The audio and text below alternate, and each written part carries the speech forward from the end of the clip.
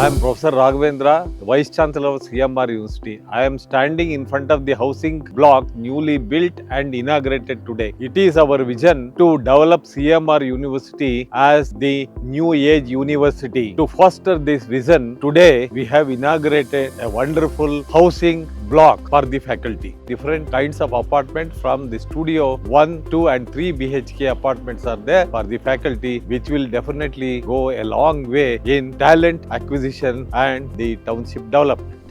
Here we have got it is the G+7 building. So we have got 43 number of total flats, 10 3 BHKs, 27 2 BHKs, 6 number of studio units. So all the flats are semi-furnished, and the architecture was done by a leading architect firm called ACE Group of Architects. And we have a dedicated parking space for this building for faculty housing itself for 32 cars. We have a community function hall which can cater up to 150 people at a time. In future, we might be planning for a cafeteria, for a dedicated grocery store to cater only for these housing faculties.